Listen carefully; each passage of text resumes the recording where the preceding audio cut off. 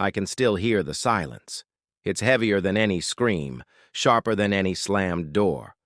Silence fills this new house like smoke, curling in the corners, pressing against my chest, clinging to me even as I try to breathe. 2 days ago, everything cracked again. He swore, with shaking hands and eyes full of tears, that it was different this time, that he was different this time, that he had finally chosen us, me, the children, the family we built. And yet, here I stand in the ruins of his promises, holding our newborn against my shoulder, listening to the soft, steady breaths of innocence, while my own heart is jagged and loud. I should be crying. That would almost be easier. But I'm not. I'm too hollow for tears, too exhausted from the cycle of betrayal and forgiveness, from the cruel comfort of hope. I watch the way the light filters through the blinds, golden stripes across the living room wall, bending against picture frames that haven't even found their place yet. We only moved in a few months ago. This house was supposed to be our reset, a clean canvas. Instead, it already feels haunted by lies, by secrets, by the echo of her name. He's upstairs, probably pacing, probably rehearsing his next apology. I can feel him in the air the way a storm hums before it breaks. I hate that I still know him like this. I hate that even in betrayal, our rhythms sync. I sink into the couch, careful not to wake the baby. And for a moment, the weight of the room presses down so hard I think I might disappear into it. But then I see myself reflected in the black screen of the television, my tired eyes, my unbrushed hair, the defiance in my jaw. And I whisper, almost to myself, no more.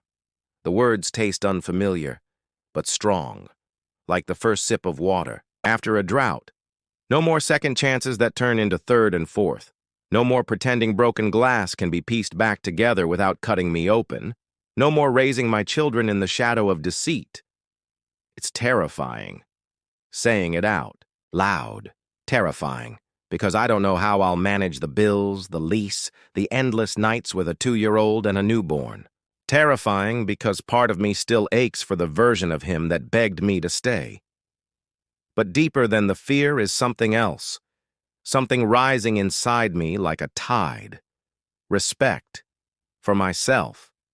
For my children. For the woman who has endured. Enough. I close my eyes and lean my head back, sinking into the soft hum of the baby's breathing. My body still remembers the warmth of his touch, the way his presence used to feel like safety, but now it's only a phantom. An echo of a love that once burned and now smolders into ash. Footsteps creak above me. He's coming down. My chest tightens, but I don't move. I don't prepare myself to argue. I don't prepare myself to soothe. I stay still, like stone, because maybe for the first time, I know he cannot touch me anymore. He stops at the bottom of the stairs. I don't have to look at him to feel his gaze, heavy, hesitant, almost desperate. "Can we talk?" he says, voice low. I don't answer. My hand moves instead, slowly, rhythmically, rubbing small circles on the baby's back. A mother's touch, steady and unwavering, even when the world is crumbling around her. "Please," he whispers, and I finally turn to him. Our eyes meet, and for a fleeting second, I almost see the boy I once fell in love with. The boy who promised me forever. But then the image shatters, and all I see is the man who broke us. The silence stretches between us like a wire pulled taut, sharp enough to cut. My heart beats faster, not from longing, but from resolve. For the first time, I'm not begging for love, not bargaining for respect. I am simply here, breathing, unbroken in my brokenness. "I don't have anything left to say," I tell him. My voice is quiet, but it doesn't shake. His face twists. Pain, regret, fear. Maybe all of them at once, but I don't let myself soften. I don't let myself imagine what it would feel like to forgive him again. I only hold my baby closer, breathing in the sweet, milky scent of new life and remind myself of the truth. I deserve more.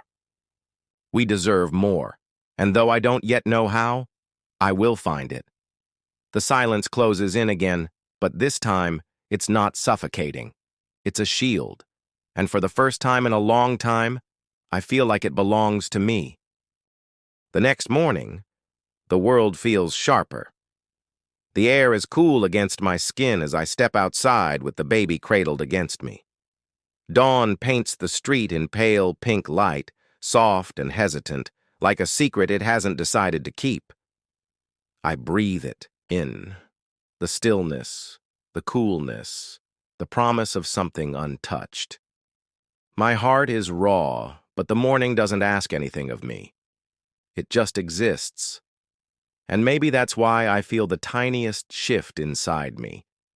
A reminder that I, too, can just exist. Without begging someone to see my worth. The baby stirs, nuzzling into my chest. The weight of her, fragile and perfect, anchors me. My older one is still asleep inside, a bundle of curls and toddler dreams. 2 pieces of me, untouched by betrayal, still whole. They're my tether to this world when everything else is unraveling. Tell myself this is temporary. This house, this arrangement, this fragile stage between destruction and rebirth. But the truth is, I'm scared. I don't know how to build a new life out of the fragments left behind. And then, I hear it. Voice. Rough night? I glance up, startled. Across the street, leaning against the hood of a car, is my neighbor. We've only exchanged polite nods before. A single dad, I think. Early 40s, maybe. There's something unassuming about him. Jeans, a sweatshirt, hair still damp from a shower. But his eyes catch me. They're steady, patient, like he's not afraid of silence. I hesitate, then nod.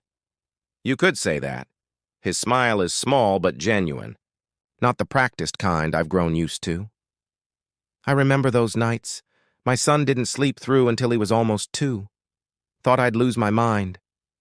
The corner of my mouth lifts before I realize it. It feels strange. This small flicker of connection, like sunlight breaking through heavy clouds. He doesn't push the conversation. Doesn't ask questions I'm not ready to answer. He just stands there, sipping his coffee, sharing the morning air with me like it's something sacred, and suddenly I feel seen. Not in the way I used to beg for, not in the way that demanded sacrifice, just quietly, without cost. When I finally go back inside, his presence lingers like warmth on my skin. Later, while the children nap, I find myself replaying it. His voice. His calmness. The way he looked at me, not with pity, not with hunger, but with something steadier. It shouldn't matter. He's just a neighbor, a passing conversation. But still, it stirs something in me I thought had withered. Hope. I shake it off, trying to focus on the pile of laundry, the bills scattered across the counter, the reality pressing in. But every time I fold another onesie, I catch myself remembering that simple exchange. 2 tired parents on opposite sides of the street, sharing the weight of survival.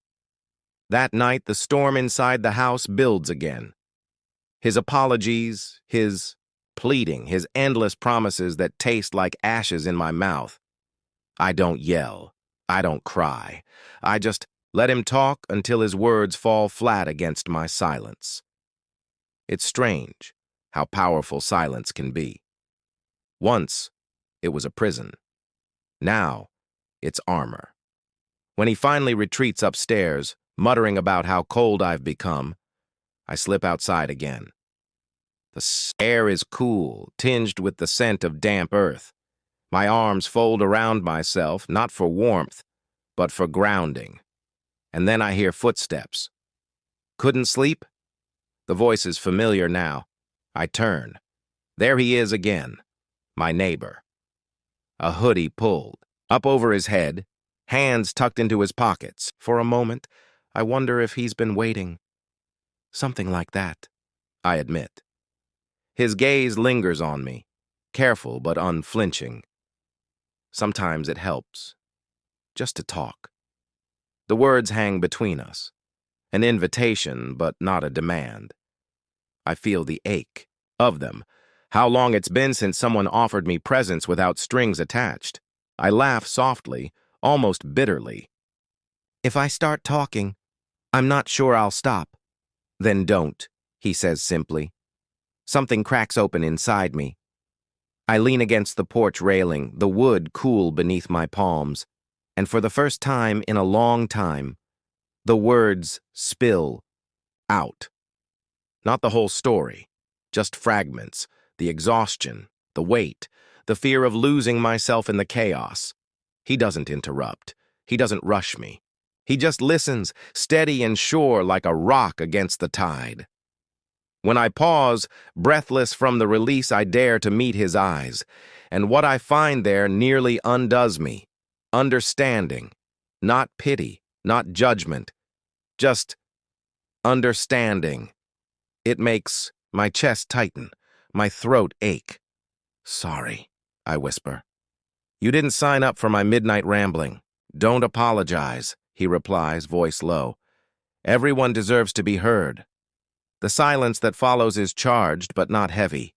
A warmth hums beneath it, a quiet current I can feel in my skin. My heart stumbles, caught between fear and something dangerously close to longing. I should go inside. I should. But my body doesn't move. Instead, I let the moment linger. The night air, the quiet porch, his steady gaze on me. It feels like standing at the edge of something vast and unknown, terrifying, but also alive. And when I finally say goodnight, his smile follows me back into the house, soft and knowing.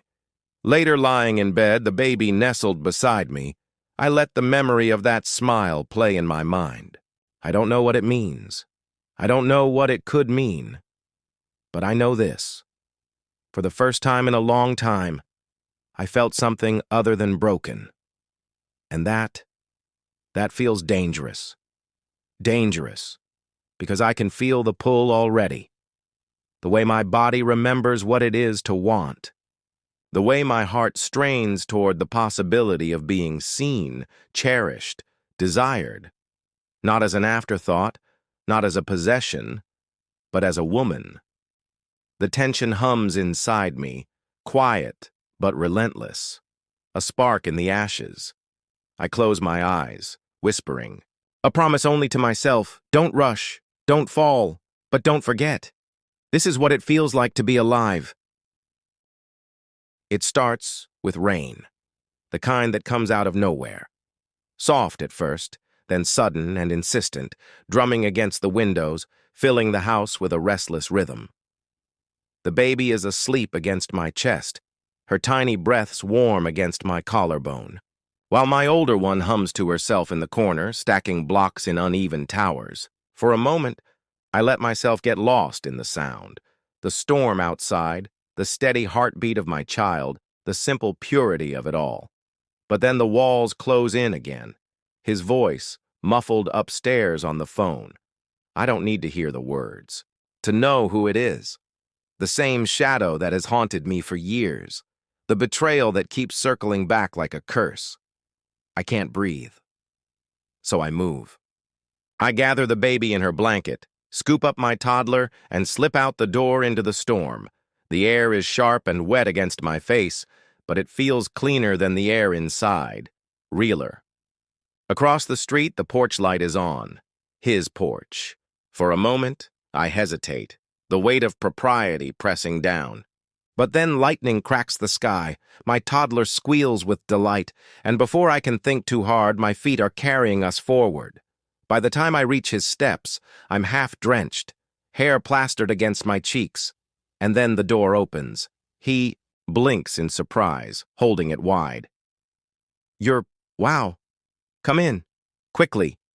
His warmth greets me before his words do, the subtle scent of coffee and rain-soaked cotton. the soft heat of a lived-in space.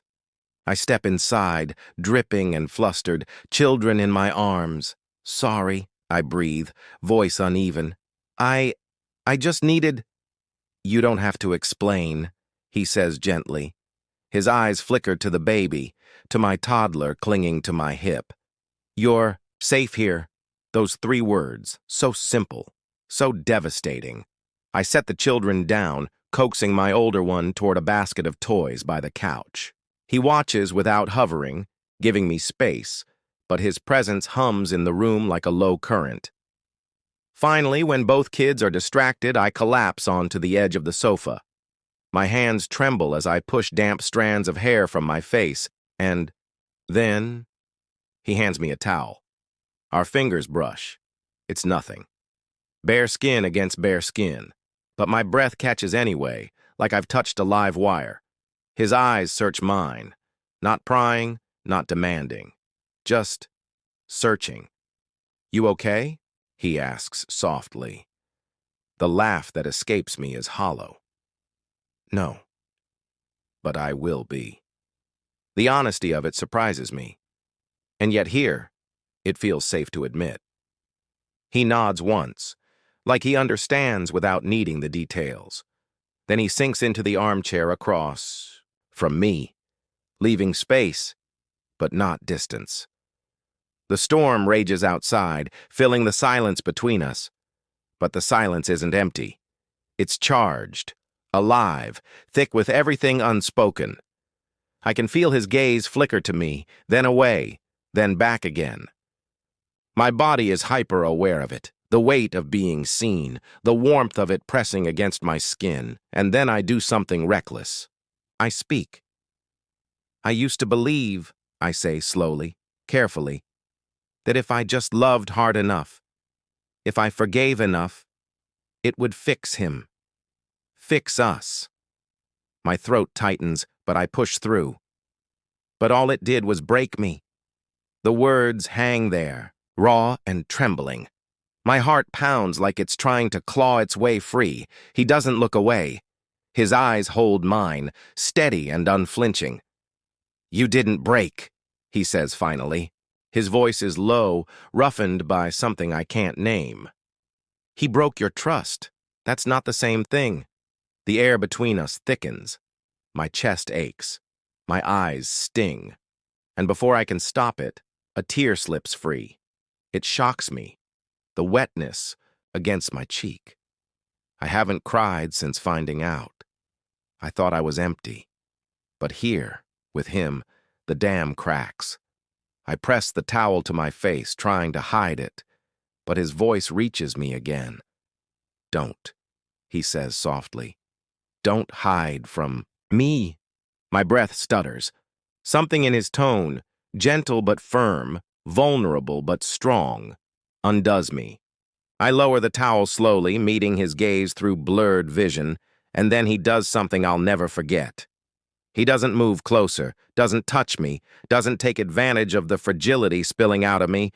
He just stays, anchored, present, holding my gaze like it's the most sacred thing in the world. It feels like a confession without words. I swallow hard, my pulse thrumming in my ears. Why are you being so kind to me? His lips part, then press into a tight line. For a moment, he seems to battle with something unsaid.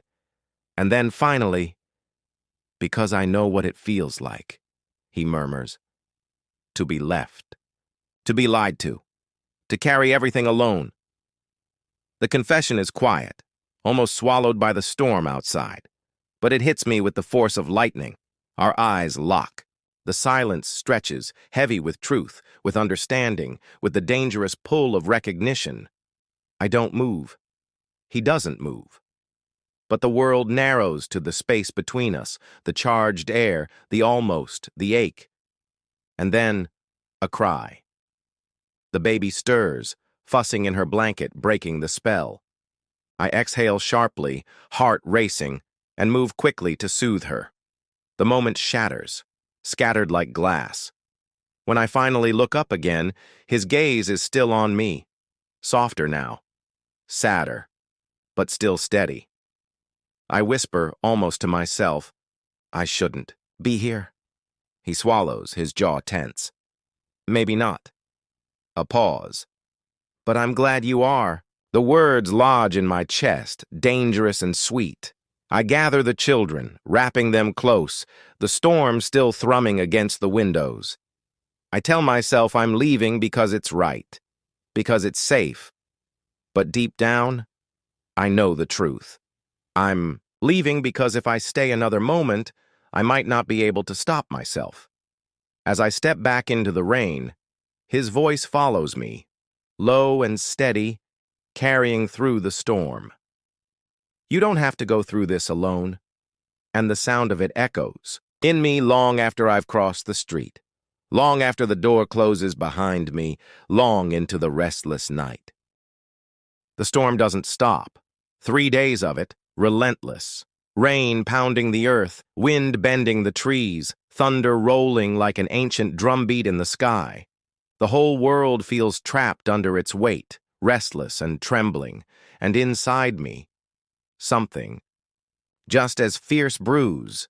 I try to keep the rhythm of daily life, feedings, naps, endless laundry. The routines of motherhood don't pause for heartbreak. My children are still my anchor, their laughter still a light cutting through the dark. But beneath every smile, beneath every lullaby, there is a current pulling me toward something I can't ignore anymore. Him, the neighbor, the steady presence, the one who looked at me like I was more than my pain. I keep replaying that night, his words, his eyes, the way the air had thickened between us until I thought I might suffocate. I should have left sooner. I should have kept my guard up. But I didn't. And now I can't stop feeling the echo of it. It happens on the 4th night. The storm finally breaks into a softer rain, a hush against the rooftops.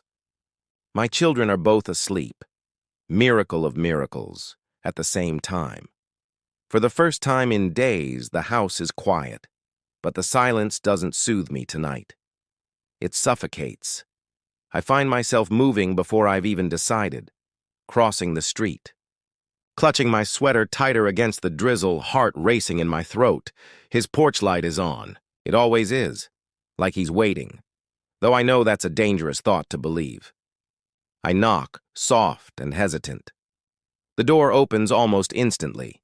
He's barefoot in a plain t-shirt and worn jeans. His hair is slightly damp, like he's just showered. And his eyes, those steady, searching eyes, widen in surprise before softening into something else. Something I can't name without my knees giving out. "You're here," he says quietly. I don't trust myself to answer. Instead, I step inside.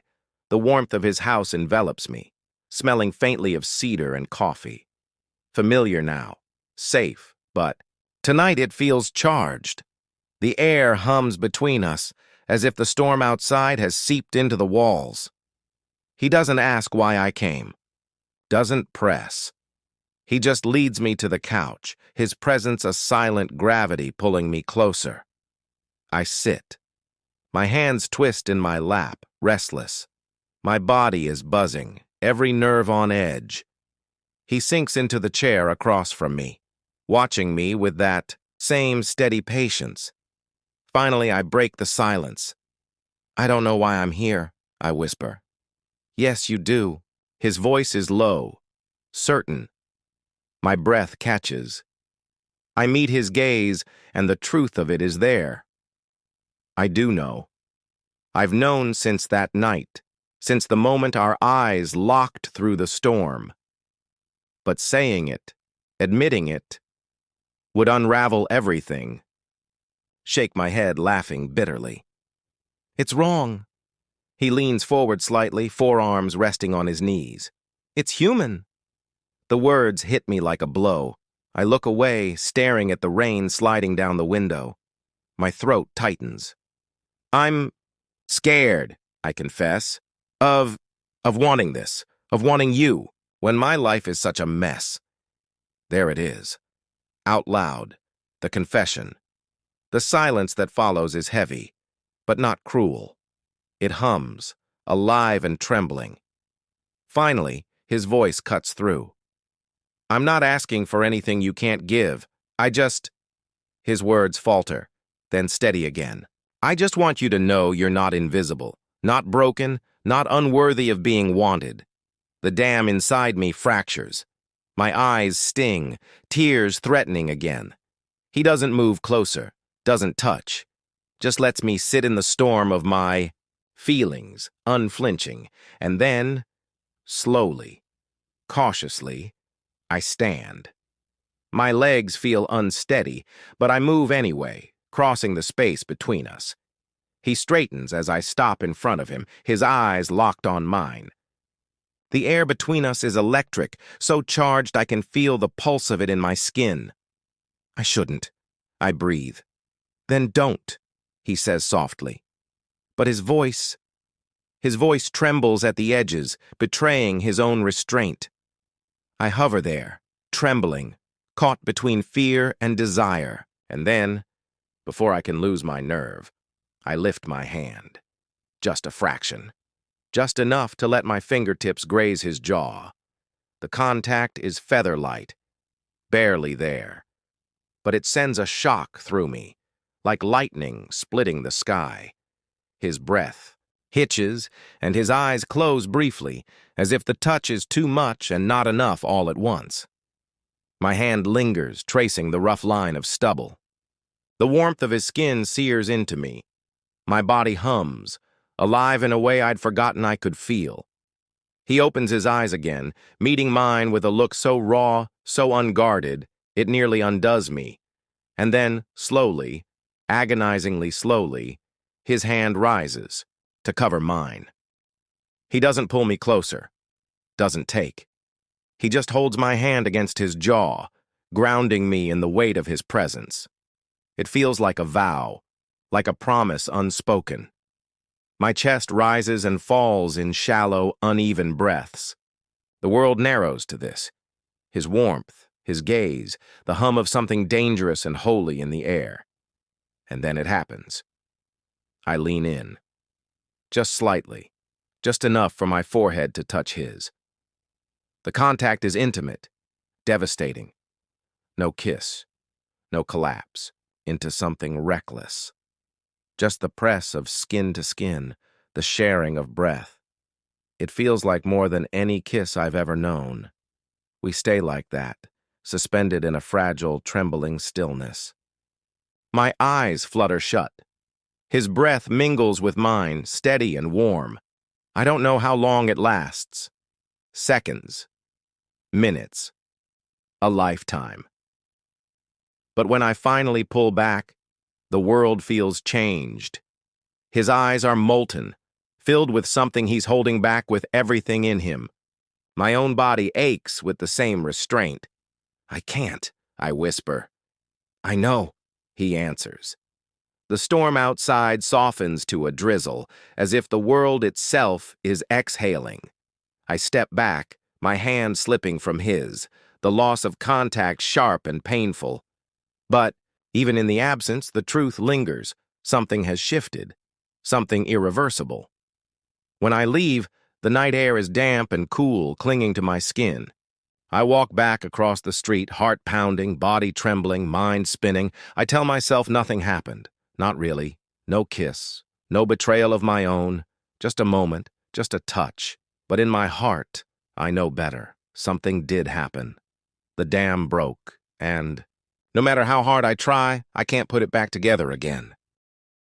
The air feels different after that night.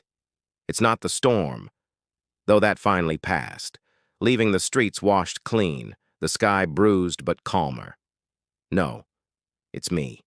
Something inside me shifted, cracked open, and no matter how much I try to convince myself otherwise, I can't slip back into who I was before. Every glance across the street carries weight now. Every moment outside, hanging laundry, chasing my toddler, I feel him near. Sometimes I catch him watching, sometimes I look for him without meaning to. And always, always, I remember the warmth of his forehead pressed to mine, the steady way He held my hand like it was the only truth that mattered. I tell myself to be careful, that I can't afford another heartbreak, that my children need stability more than they need me chasing the ghost of a spark. But the lie tastes bitter every time I repeat it. Because the truth is, I already crossed the threshold. Even without lips touching lips, I stepped into a space where there's no turning back. It's a week later when the breaking point comes. The house feels like a cage tonight. His apologies upstairs, his promises, his tears, they're all the same recycled script, and I am too tired to play my part anymore. The walls hum with the weight of lies, pressing in until I can't breathe. So I leave. Again. I tell myself it's just for air, just for a walk around the block. But my feet betray me. They carry me across the street, up the familiar steps to the door where warmth has already found me once before. My hand hovers before I knock, heart hammering. But I don't need to. The door opens, as if he felt me coming. We don't speak at first. We just stand there, the night air thick between us, the silence humming like a taut string ready to snap. And then I step inside. His house is dim, quiet. A single lamp casts a soft glow across the room, catching the edges of his jaw, the lines of his shoulders. I should speak. I should explain. But the words won't come. Instead, I move past him into the living room. My chest rises and falls too quickly, my skin alive with the same dangerous electricity as before. He closes the door behind me, and when I turn, his eyes are on me. Steady, searching, molten with restraint. "What are you looking for?" he asks finally, voice low, careful. I swallow, throat dry. "I don't know." "Yes, you do. It's the same words he gave me before, the same certainty. And this time, I don't deny it. I cross the space between us in 2 trembling steps. My hand finds his chest, palm flat against the warmth of him. His heartbeat thrums beneath my skin, strong and steady. His breath catches, but he doesn't move. Doesn't take. Just waits, as if every ounce of control he has is tethered to this moment. And then softly I whisper, "I need to feel alive again." That's all it takes. His restraint shatters. His hand rises, cupping my face with such gentleness, it nearly breaks me. His thumb brushes the dampness of a tear I didn't know had fallen. And then, finally, his lips meet mine. The kiss is not desperate, not rushed. It's deliberate, deep, like he's pouring years of silence, years of loneliness, years of waiting into a single touch. My knees weaken.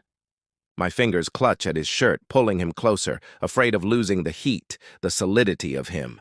His other arm wraps around me, anchoring me, holding me like he's afraid I'll disappear. The world blurs.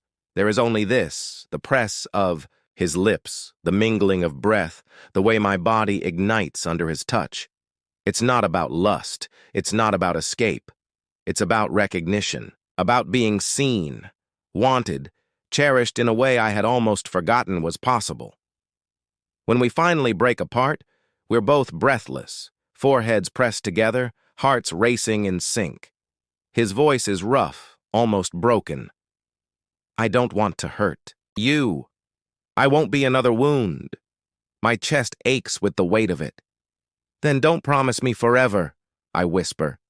"Just promise me now." And in that moment, it's enough. The hours that follow are quiet, tender. We don't rush. We don't tumble into something reckless. Instead, we sit close, hands intertwined, sharing pieces of ourselves we've kept hidden from the world. He tells me about the night his wife left, the way silence became his only companion.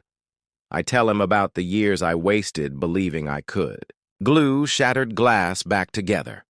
There are no grand declarations, no sweeping promises, just 2 people, broken but still breathing, choosing to lean into the warmth of each other, and it feels like healing. By the time I return home, dawn is breaking. The sky is streaked with pale gold, the air cool and damp from the rain. The house, behind me, his house, glows with the soft light of morning. I glance back once, just once, and see him standing at the window watching, not with possession, not with demand, just with quiet presence. I step into my own house where my children still sleep, where the echoes of betrayal still linger, and, for the first time in months, maybe years, I feel a strange, fragile hope unfurl in my chest, because I know now, I am not invisible. I am not broken beyond repair. And though the road ahead is terrifying, lawyers, leases, nights of exhaustion, days of doubt, I know I can face it. Not because of him, not entirely, but because of me. Because somewhere in the middle of heartbreak and storm and silence, I found myself again, and I chose to live. Later, as the baby stirs and sunlight filters through the blinds, I whisper a promise into the quiet. For you, I say softly, kissing her tiny head. For your brother. For me. I'll build us something new, something real.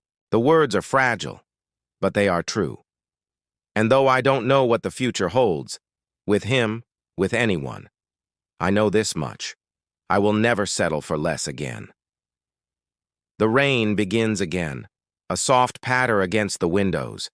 But this time, it doesn't feel suffocating. It feels like a rhythm, like a heartbeat, like the start of something new. And for the first time in a long time, I let myself smile.